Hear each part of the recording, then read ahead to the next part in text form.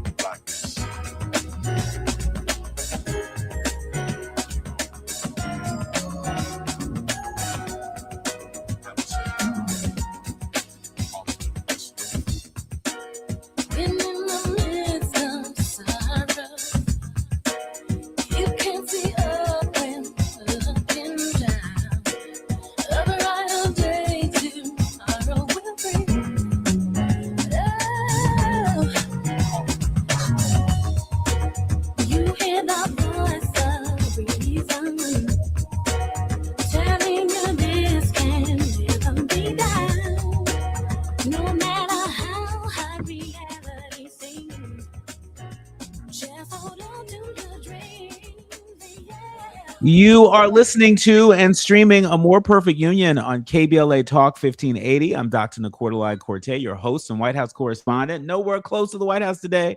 Instead, riding here with you in afternoon drive time in sunny, warm LA. I'm in touch, and so you be in touch. Be sure to follow me on all the social media platforms at Dr. Nii-Quartelai. Just type in Dr. Nii-Q, DRNIIQ. And there I am, fresh, so fresh, too fresh for you to follow. Also, be sure to download the KBLA app if you haven't already. Download the KBLA app to listen to us live or on demand, or you can just tell Alexa to play KBLA Talk 1580. That's going to come in really handy because this Friday, we are going to be carrying the homegoing service of Reverend Jesse Jackson. That's right. We're going to be carrying the homegoing service of Reverend Jackson live this Friday. And so you don't want to miss that. You'll be able to catch us on YouTube. You'll be able to catch us using your KBLA app. You can tell Alexa. But we're doing everything we can to make sure that as many people as possible can tap in whatever way, specifically the KBLA channels. And so stay tuned for more information on that. But we are grateful to offer this service to our leaders, learners, and listeners. Now, it's time for your national news roundup. It's time for you to decide the good, bad, and ugly headlines of the day.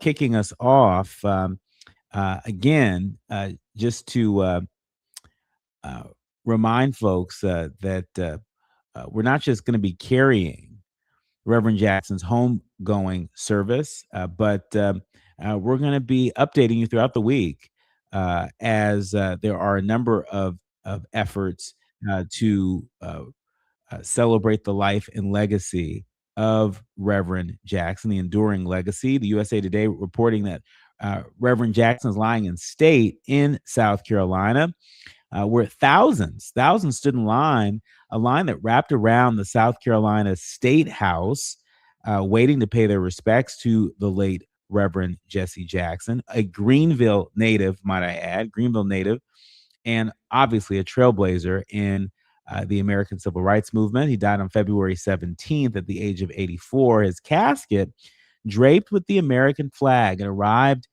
at the State House today for his second lying in state, the first which happened in Chicago. Aaron Brown, a retired Air Force officer who traveled from Barnesville, Georgia, to pay his respects to Reverend Jackson. Brown joined the Air Force a month before the assassination of Martin Luther King Jr. in 1968. And he said that Reverend Jackson inspired his military service. At the order of Governor Henry McMaster, flags above the State House, they flew at half staff in what was a windy, overcast sky ahead of the day of memorial services in honor of Reverend Jackson. An Allen University choir sang out as Jackson's casket arrived in the State House and was carried into the building as family watched teary eyed. We are going to continue our coverage of Reverend Jackson's homegoing. And you can even catch me earlier in the day, all this week, standing in as a guest host of the Jesse Jackson Jr. Show, which you can hear right here on KBLA from 12 noon to 2 p.m. Daily. I'll be there giving you sort of the latest information there and carrying the torch for our friend and our brother. In other news, the Supreme Court is questions denying gun rights to marijuana users in a test to the Second Amendment. The LA Times reporting that the Trump administration today urged the Supreme Court to limit the reach of the Second Amendment and deny gun rights to, quote, habitual users of drugs, including marijuana. But most of the justices sounded skeptical. They questioned whether marijuana users are so dangerous that they should not have firearms. They noted, too, that President Trump signed a recent executive order to reclassify marijuana as a lesser controlled substance. Justice Neil Gorsuch saying, why is this a test case? Marijuana is sort of illegal and sort of isn't, and the federal government itself is conflicted on this. Federal laws on controlled substances and the Second Amendment created a conflict between gun rights and illegal drugs, but Justice Gorsuch said that marijuana users are not seen as a particular danger to the public. Justice Amy Coney Barrett agreed, saying, quote, it's such an odd case to have chosen to decide the legal dispute between gun rights and drugs. Legislatures can regulate to keep guns out of the hands of dangerous people. That's what Justice Coney Barrett said. But what is the government's evidence that using marijuana a couple times a week makes someone dangerous? You see, most of the justices sounded wary of ruling broadly to decide legal status of other addictive drugs. And at issue was the provision of the Gun Control Act of 1968, which forbids gun possession by any person who is, quotes, unlawful user of or addicted to any controlled substances. Now, if you ask me, I wonder is part of the point of this is, giving law enforcement another tool to lock people up. I mean, of course, there are lots of people who use marijuana medicinally. There are a lot of people that use marijuana recreationally. But, is this sort of a veiled attempt to criminalize the usage of marijuana? Yet again, we saw how this helped to create a surge in the criminalization of Black and brown folks across the country. We saw this. We've seen this play before. And so beware. Well, but it looks like the justices are not buying it. I'm certainly not. But that's a non-lawyer for you. In other news, Wu-Tang Clan reveals that Oliver Power Grant's cause of death and cancer battle. The LA Times reporting that the Wu-Tang Clan executive producer, he died, quotes, following a courageous and hard-fought battle with pancreatic cancer. That's according to a joint statement issued by the Hip Hop Collective and Grant's family. The tribute calling the mogul a true fighter until the end was posted on Instagram on Sunday. The statement confirmed that Grant, who executive produced the Wu-Tang Clan's album and helped to drive the group's rise to fame, died on February 24th at the age of 55. And it's worth noting that D'Angelo also died from pancreatic cancer. And so it is another example, another reminder, really, of us to make sure that we stay on top of our doctor's visits, and as is the case with any cancer, early detection can make a world of difference. It's unclear, when his cancer was detected and at what stage it was detected. We know that pancreatic cancer is one of the most aggressive cancers out there, but we salute Wu-Tang Clan's Oliver Power Grant for his very valiant fight against pancreatic cancer. In other news, Mackenzie Scott, Jeff Bezos' ex-wife. Fortune.com is reporting that her close relationship with Toni Morrison long before Amazon put Scott on the path to give more than $1 billion to HBCUs. More than $1 billion. Can you believe that? My. It just goes to show the impact that educators can have across generations, right? And that's part of the reason why I take being a professor very seriously and celebrate it. People don't do it for the money, but you do it for the impact. You do it for the ability to inform and shape the minds of people who are going to go out into industry, going to go out into the world and do something with that knowledge, do something with that information, do something with those perspectives. And Mackenzie Scott is definitely doing something. I think that it's just a beautiful story. Her relationship with Toni Morrison and how that has inspired not just her generosity as a donor activist, but has inspired her enduring contribution to our community. $1 billion to help educate folks at HBCUs, that's huge. Because over 80% of doctors, over 80% of lawyers, over 80% of dentists, do you know they come out of our HBCUs? And so these are dollars that are going to go long and far, and we're here for it. When we come forward, I'm really looking forward to being in conversation with an incredible leader on the front line. It's no secret that journalists, particularly Black journalists, have been under attack.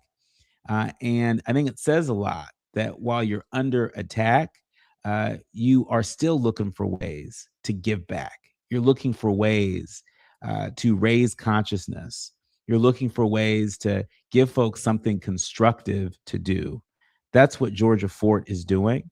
And she joins us when we come forward for an exclusive interview right here on KBLA Talk 1580. More with Georgia Fort right here on A More Perfect Union.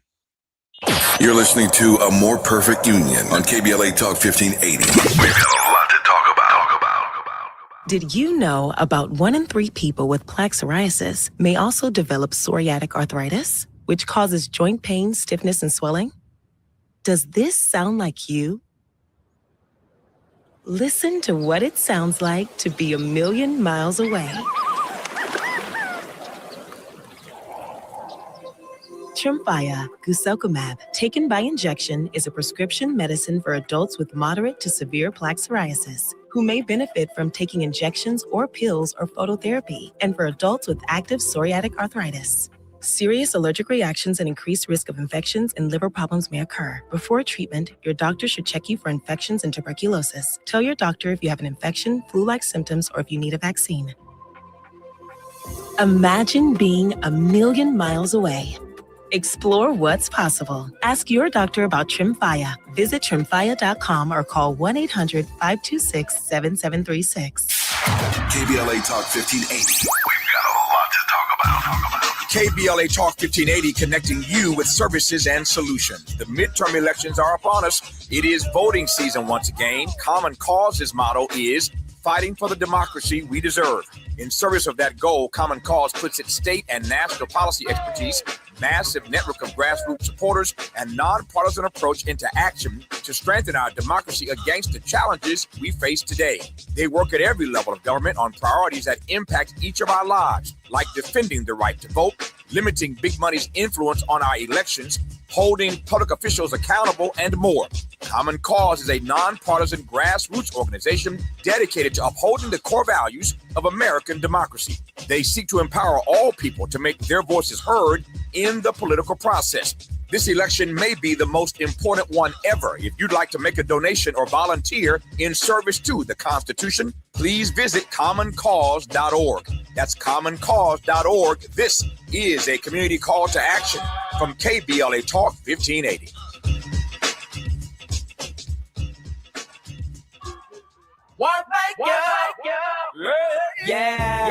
The California Crusader newspaper would like to thank all of our subscribers for their support throughout the years, proudly serving the South Los Angeles and South Bay areas for more than 40 years. The California Crusader is a multicultural, Black-owned, adjudicated newspaper that focuses on providing newsworthy information to the people in our community.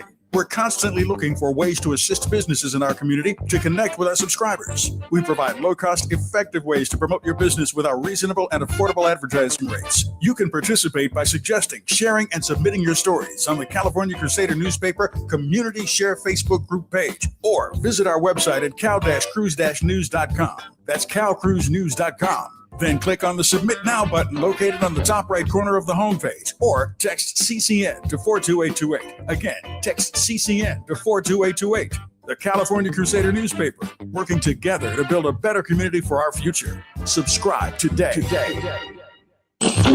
We have no permanent friends or permanent enemies. Only permanent interests as we effort to build a more perfect union. You are listening to and streaming A More Perfect Union on KBLA Talk 1580. I'm Dr. Nii-Quartelai Quartey, and really honored to welcome our next guest. We celebrate leaders on the front lines, people who are shaping our culture, people who are raising consciousness each and every day. And you'd have to be hiding under a rock to not be familiar with the story of Georgia Ford. A lot of folks are familiar with Don Lemon, who was arrested by the Department of Justice and is being brought up on charges. Well, not just Don Lemon, so is also the case with Georgia Fort. This is a case that has reverberated not just across the country, but around the world. Anyone who prides themselves in celebrating the First Amendment, anybody who prides themselves in celebrating our right to peacefully protest, that celebrates the freedom of the press, you got to know that those rights are on the line right now. And Georgia Fort's case is one of those cases that will define the future of not just this industry, but where we go as a democracy. Joining us live for her very first interview here on A More Perfect Union, please welcome Georgia Fort. Georgia, can you hear us? Thank you so much for having me. Well, thank you so much for being here. First things first, I've got to ask, how are you doing?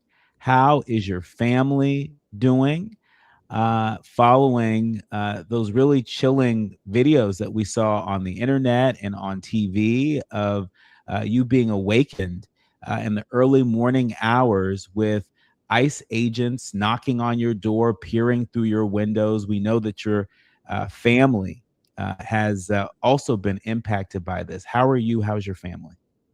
We are taking it one day at a time. It definitely is a journey toward healing for us, especially with our children. My husband and I, we have 3 daughters, 7, 8, and 17. And the older 2 were, were awakened by the knocking and the disturbances. And so they are still processing the entire experience of witnessing me being arrested. My youngest, she slept through a lot of it. So there's not as much there to process with her, but certainly the older 2 have, really been impacted by this. So we're working through it as a family and creating space for them to heal, while also my husband and I, trying to do the same. So it's a lot on our family, and we're just working through it. Since the arrest by the Department of Justice and your release, I understand that it was last week or the week before you had a hearing in Minnesota. Is there any update that you can offer our audience?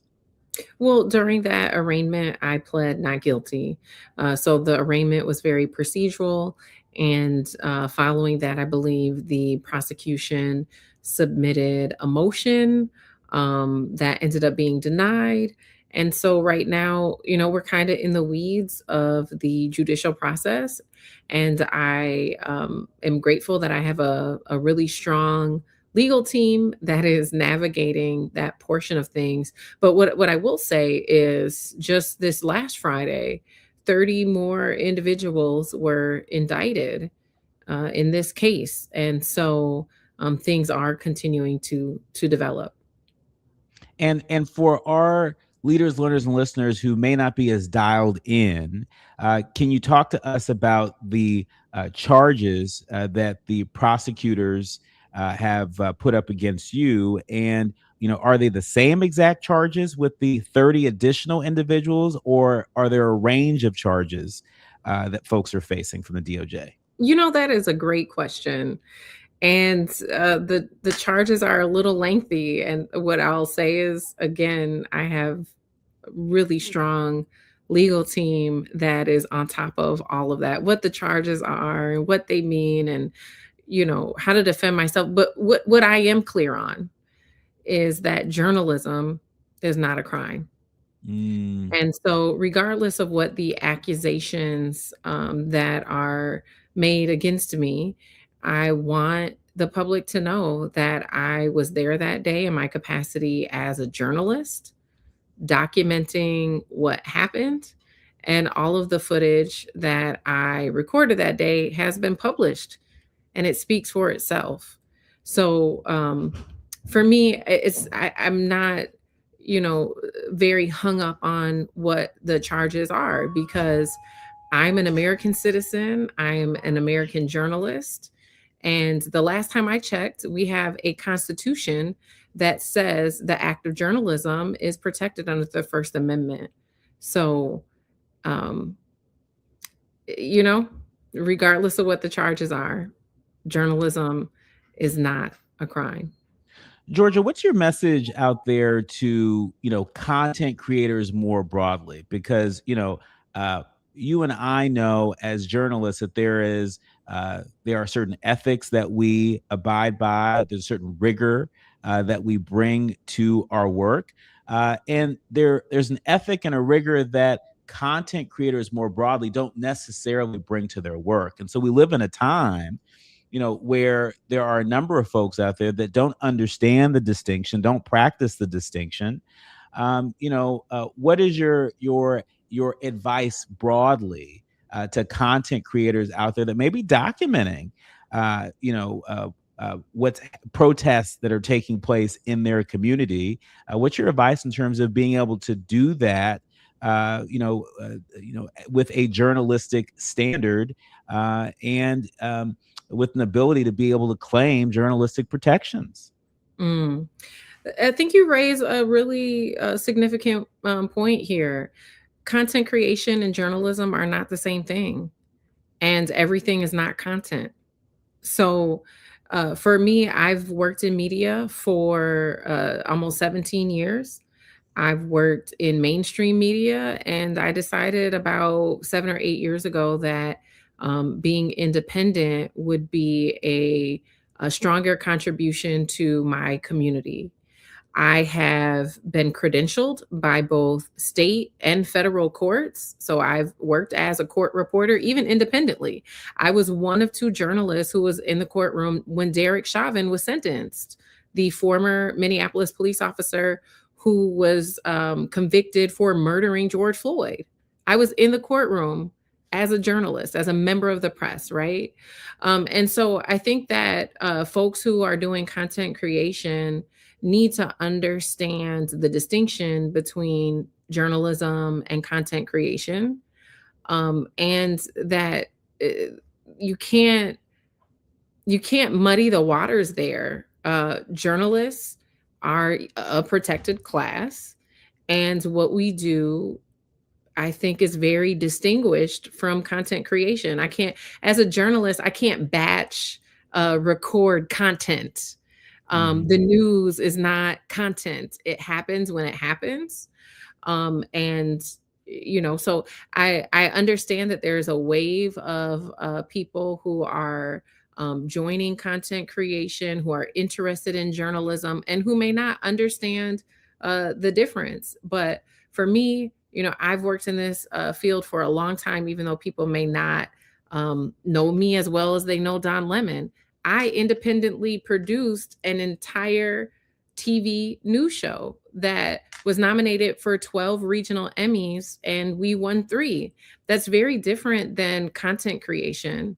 And I'm not minimizing content creation, but I do think when we live at a time where a large portion of our society is delusioned by what the facts are, and AI images and videos are being presented as though they are the truth, we really need to distinguish between factual reporting and content creation. Yeah. When we come forward, I want to switch gears. I want to talk about this national call to defend the First Amendment. You're launching Protect the Press. Protect the Press. You certainly know something about protecting the press with nearly 20 years in journalism, rooted in Minneapolis, over a dozen regional Emmys, as you just mentioned, and the great work of your organization, Black Press, which is connecting journalism and Black culture. More with Georgia Fort, leading an independent journalism revolution in this country, one story at a time. You're listening to A More Perfect Union on KBLA Talk 1580. The audience is listening, thought-provoking, eye-opening, heart-rendering. This is where authentic voices meet powerful discussions on culture, community, and change. This is where Black voices matter. He's breaking boundaries, amplifying diverse perspectives, and tackling the issues that matter most to you. You're inside A More Perfect Union with Dr. Nii-Quartelai Quartey on KBLA Talk 1580. I'm Amber Payton with BIN News Now. President Trump says the U.S. is ahead of schedule in Operation Epic Fury against Iran, calling it a 4 to 5 week mission, but adding the U.S. can go longer if needed. Today, the United States military continues to carry out large-scale combat operations in Iran. He says the goal is to destroy Iran's ballistic missile capabilities and prevent it from obtaining a nuclear weapon. A lawsuit is being filed to challenge the I-77 toll lane expansion. The Black Political Caucus plans to seek a restraining order to halt the North Carolina Department of Transportation's 11-mile toll project from Uptown to the South Carolina line. The group says the pause is needed to address legal concerns. And a federal judge has blocked a Virginia law limiting social media use to 1 hour a day. A tech industry trade group sued after Black Attorney General Jay Jones announced the restriction, arguing it violates the First Amendment. Get BIN News Now on demand 24/7 on the iHeartRadio app. It's a crash in Lake Forest. Watch out on the 5 southbound El Toro Road. That is a wreck blocking the 2 middle lanes. That's on the Laguna Hills side of the freeway. And delays are loading up away from the 405 merge. Let's also look at the drive on the 5. This is in Norwalk, northbound at Carmenita. Car fire partially blocking that off-ramp. Delays away from Beach Boulevard. And let's look at Riverside. A crash wrapped on the 91 eastbound before Adams. All lanes open. Delays backing up off of the 15. Hi, I'm Angie. Did you know a billboard can save a baby's life? It's true. You can make a difference by helping us spread the pro-life message to reach those who are struggling with an unplanned pregnancy. Please make a gift today. Visit prolifeacrossamerica.org. Is this the tiger? This is the KBLA Sports Minute with Ray Richardson. Money should not be a problem for the Chargers and Rams to make major improvements to their roster for the 2026 season. When the NFL increased the salary cap last week for all 32 teams, the extra money gave the Chargers $85.6 million in salary cap space to sign free agents. The cap space for the Chargers is the fourth highest in the league. The Rams have $41.6 million in cap space. NFL teams can start signing free agents on March 11th. The hottest basketball team in Los Angeles is the UCLA women's basketball team. The number 2 team in the country will take a 22-game winning streak into the Big Ten Conference Tournament in Indianapolis. The Bruins' first game will be Friday. After going through the Big Ten 18-0, the Bruins will be the number 1 seed in the tournament. The last time the Bruins lost a game was on November 26 to Texas. No debates, no speculation, just the info you need. That's your KBLA Sports Minute. I'm Ray Richardson. More news, opinions, and conversation when we come forward on KBLA Talk 1580. Break out the champagne. Everybody get a glass. Tavis Smiley is now ranked number 16 nationally and the highest rated talk show hosted by an African American on the 2025 Talkers Heavy 100 list of the most important talk radio hosts in the nation. Last year, Tavis ranked number 33 and the year before, number 45. The Tavis Smiley Show has rapidly expanded its national syndication to now include nearly 50 radio stations across the country and counting. Congratulations, Tavis. Yay, yay! Oh, how's that flu, babe? Did you take Dayquil Intense Flu yet? Nah, I got this. Ugh, okay, I don't got this. You stay on the couch, and I'll grab the Dayquil. Undo your flu symptoms with Dayquil Intense Flu. Dayquil Intense Flu provides powerful relief of your flu symptoms. I'm ready for that to-do list. Wow, you do got this. Dayquil Intense Flu. The daytime coughing, aching, fever, under your flu, medicine. Use as directed, keep out of reach of children. This is the story of the one. As a maintenance tech at a university, he knows ordering from multiple suppliers takes time away from keeping their arena up and running. That's why he counts on Grainger to get everything he needs, from lighting and HVAC parts to plumbing supplies, all in one place. And with fast, dependable delivery, he's stocked and ready for the next tip-off. Call 1-800-GRAINGER, click Grainger.com, or just stop by. Grainger, for the ones who get it done. KBLA Talk 1580. We've got a lot to talk about.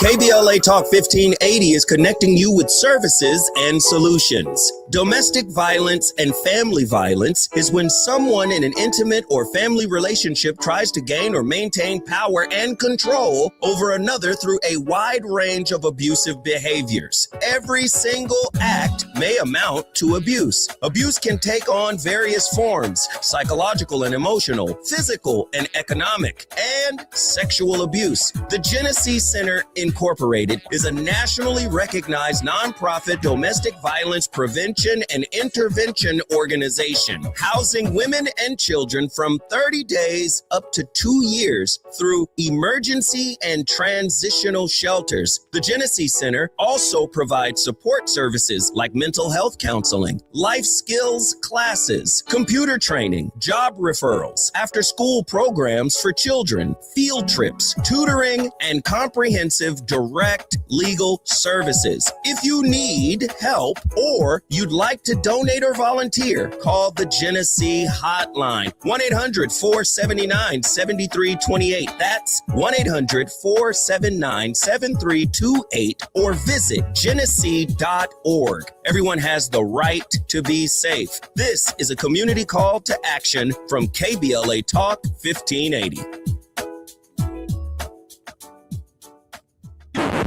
National News The Consequence. Informed opinion. And analysis beyond the headlines. You're listening to A More Perfect Union on KBLA Talk 1580.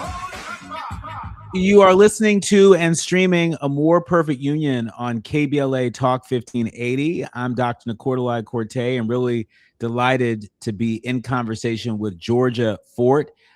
If that name is not familiar to you, you must be hiding under a rock, because the attack on journalists, particularly Black journalists, we've seen reporters like Don Lemon, like Georgia Fort, on the front lines. I want to remind folks that the federal grand jury in Minnesota had indicted both Don Lemon and Georgia Fort on charges related to interrupting a religious service at a church where U.S. ICE officials serves as a pastor. They were acting in their capacity as journalists, but the Department of Justice seems to think otherwise. They seem to be trying to prove otherwise, but we're not buying it. I have a feeling that ultimately they will be victorious. But even in the midst of all of that, Georgia, I am really, taken aback that you have found a way. You have found the energy. You have found the strength to channel your talents, your energy, your work into this new initiative called Protect the Press. Tell us more about it. Well, the thing is, the attack on the press did not start with my arrest. And it certainly is not going to end there if we don't stand up and do something about it. And so I found myself kind of propelled into being the story, which is most journalists' nightmares, right? Like, we don't intend to be the story, but here I am. And so instead of making this moment about me, I really want to make the moment a movement and empower the public to stand for all journalists and to spread awareness. I remember reporting after the murder of George Floyd and seeing the CNN reporter, his name's Omar, arrested live on television. And it's something I just still remember it like it was yesterday. It stayed with me.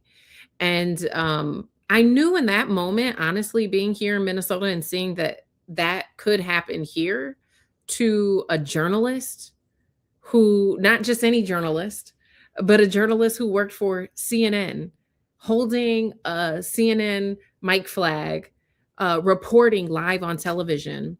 And if law enforcement would not respect the press pass of a CNN reporter, why would they respect my press pass as an independent journalist?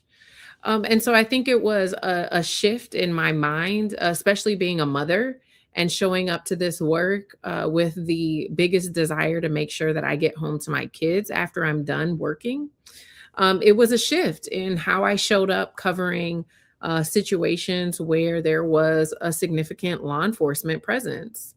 In addition to that, watching and hearing the stories of more than 250 journalists and members of the press be killed since October 7th, covering what's happening in Gaza and not seeing any international governance body stand up to intervene.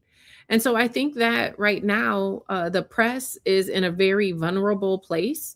And when you think about what's happening here in America as things are progressing and corporations, media corporations are consolidating, they're being bought out, we really, the public, need to stand up and protect the press. And so right now, what that looks like for us, I've launched on my website, georgiafort.com, a portal, a page dedicated to protecting the press. We're raising dollars through selling merchandise to get the message out there, protect the press shirts and totes, and donating a portion of the proceeds to different nonprofit organizations that are covering legal defense for journalists. This campaign, as we get more partners to join us, will expand. But right now, at the core of what we're doing, we're just really asking people to spread the message, protect the press, stand up for the First Amendment. And, the last thing I'll just say is an attack on the press is not just an attack on journalists. It's really an attack on the public's right to know. Do you want to know the truth? Do you want to know the facts about what's happening in your community, what's happening in your country? And those of us, especially those of us who are independent, who are working in journalism, that is why we exist. That's why we do what we do. And, we've seen the White House publish AI altered images and present them as though they're real, as though they're facts. So do we want to live in a distorted reality, or do we want trusted sources, trusted journalists to continue doing the research and the digging and the reporting that they do to bring us facts? And so that's what this campaign really is about. And this campaign matters more now than ever. Across the country, journalists every day are covering protests, public safety responses, civic unrest.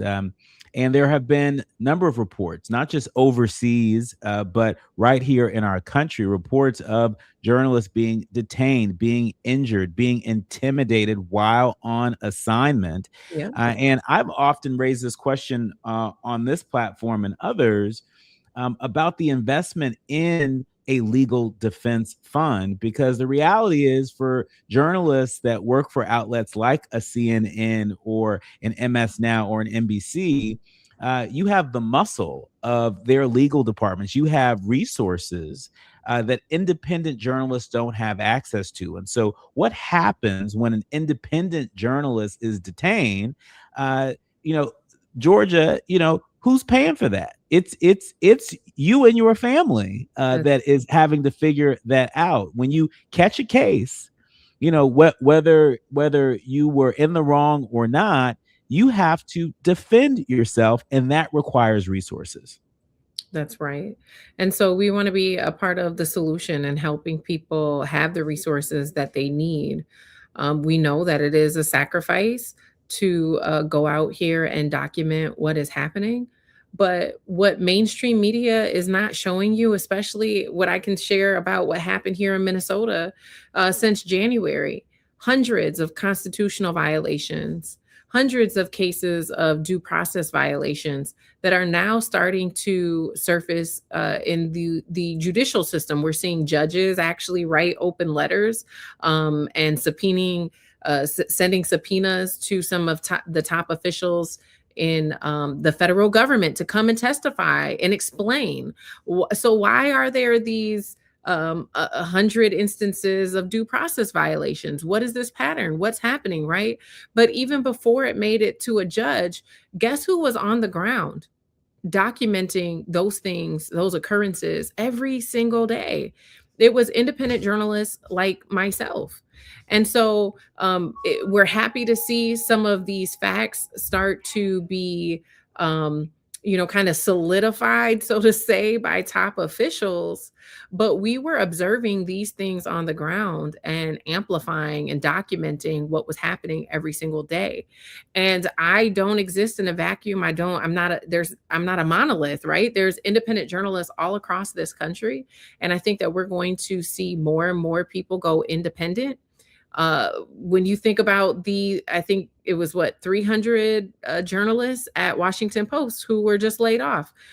There certainly are not 300 openings at other outlets right now. So where are all those journalists going to go? There's going to be a lot of them who consider going independent, but are they going to be encouraged or intimidated now going down this path when they see people like me and Don Lemon, journalists like me and Don Lemon, being persecuted for doing our jobs? The attempt to criminalize us for doing our jobs. I think that it sends a chilling message to people who want to do this work independently.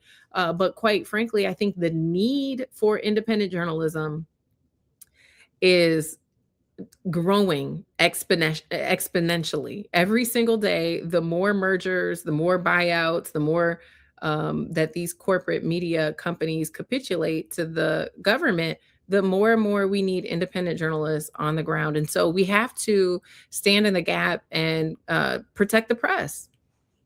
We do. And in our remaining minutes with you, Georgia, I want to ask you about the SAVE Act. The SAVE Act would bar Americans from registering to vote with their driver's license. So a lot of folks argue the SAVE Act would create a lot of burdens, extreme burdens on most Americans who would no longer be able to register to vote using their driver's license or other state-provided identification alone. There are some serious concerns about not just whether or not this next election will be free and fair, but whether or not this next election will be free of intimidation. There's been talk about ICE potentially being unleashed at polling sites across the country. We've heard a representative from the Department of Homeland Security essentially give a pinky promise saying, well, no, we're not going to do that. But we know that we can't operate on pinky promises from folks that have a track record of breaking public trust. Talk to us about any concerns that you have for journalists that are going to be covering this upcoming election, given some of the tactics that we've seen employed by ICE in Minneapolis. What I'll say is that I think this is the beginning, right? And so I said earlier, the attack on the press didn't start with my arrest, and it certainly is not going to end there. Let's look at the track record here. What happened to all the Pentagon press reporters? They ended up turning in their press passes because they were asked to abide by some new policies that conflicted with their ethics. What happened to the 60-minute segment on ICE? Why did it not run on time? Now you have 2 Black independent journalists who are facing federal charges for doing their jobs. Where does it end? Who is going to intervene? So I think that overall, the public is grossly underreacting to the developments that are happening in our country.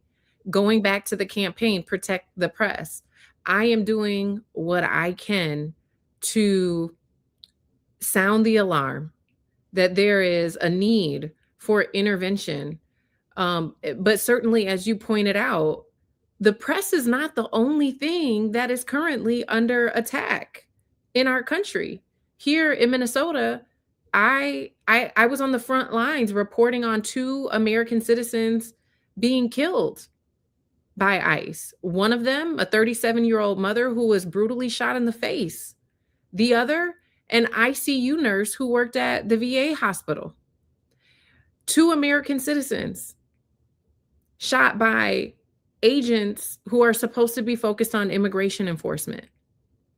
And so I'm not sure what exactly is going to take for the American people to truly kind of wake up. I think it would be the best way to describe it, to the pattern in which we're seeing of rights being violated and violence being used to enforce and uphold the unlawful behavior of this federal government.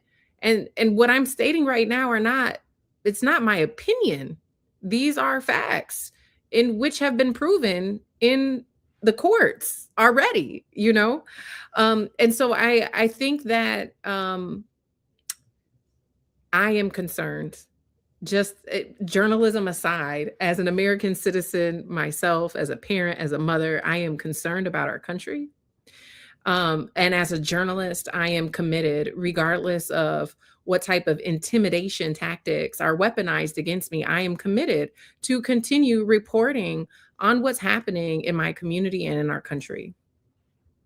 And we are committed to supporting you and to supporting the community of independent journalists that are on the front lines, putting their lives and livelihoods on the front lines. We want to encourage our leaders, learners, and listeners to go to georgiafort.com. That's Georgia, F-O-R-T, Fort, georgiafort.com to click on Protect the Press to learn about this new initiative, more importantly, to support it. There's some pretty solid swag that I saw that I'm purchasing, and I want to encourage everybody else to do it as well. If you believe that documenting the news should not become grounds for arrest in the United States, so you need to tap in. You need to tap into this initiative. You need to tap in and support some of the independent journalism that is afoot in this country. Thank you Georgia, for your work and your witness. Thank you. And thank you for having me. You've been listening to and streaming A More Perfect Union on KBLA Talk 1580, The Quiet Part Out Loud, when we come forward. Thank you, Georgia. Striving to make America a nation as good as its promise. This is A More Perfect Union on KBLA Talk 1580. We've got a lot to talk about. You are the architect of your own legacy, but you don't have to build it alone. I'm Lisanne Basquiat, a board-certified NLP expert and legacy healing strategist. I've built the Shaping Freedom platform to give you the exact tools you need to evolve. From my signature podcast and Lounging with Lisanne meditations to our intentional candles and journals. Stop living on autopilot. Visit shapingfreedom.com to access the teachings and tools you deserve for you and your family. Your evolution begins at shapingfreedom.com. What if your rooftop could earn you money every year? With LADWP's Solar Rooftops program, you can get solar panels installed and maintained on your home at no cost and earn up to $900 a year. That's up to $18,000. No credit checks and no annual fees. Plus, you'll help power Los Angeles with clean local solar energy and reduce reliance on fossil fuels. Make your rooftop work for you. Apply today at ladwp.com/solar rooftops. KBLA Talk 1580. We've got a lot to talk about.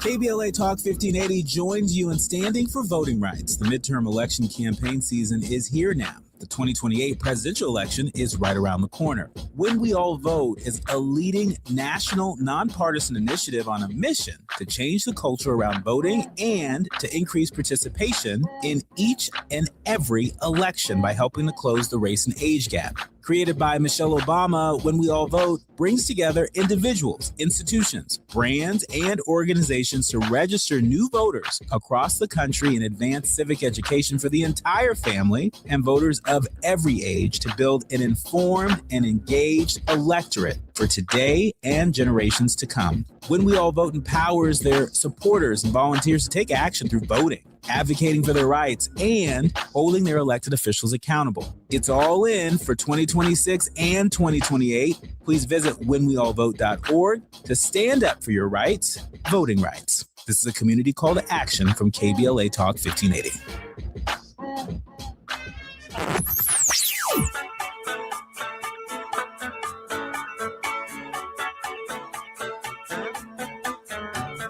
This is KBLA Talk 1580.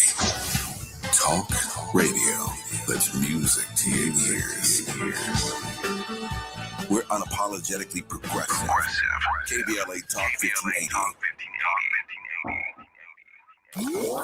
Notable journalists, industry leaders, lawmakers, change makers, tastemakers, and you working to build a more perfect union on KBLA Talk 1580. You're listening to and streaming A More Perfect Union on KBLA Talk 1580. It's time for The Quiet Part Out Loud. And, each and every day you hear me talk about my own family in some way, shape, or form, or you hear me talk about our KBLA family. In fact, I affectionately think of each and every one of you as our leaders, learners, and listeners.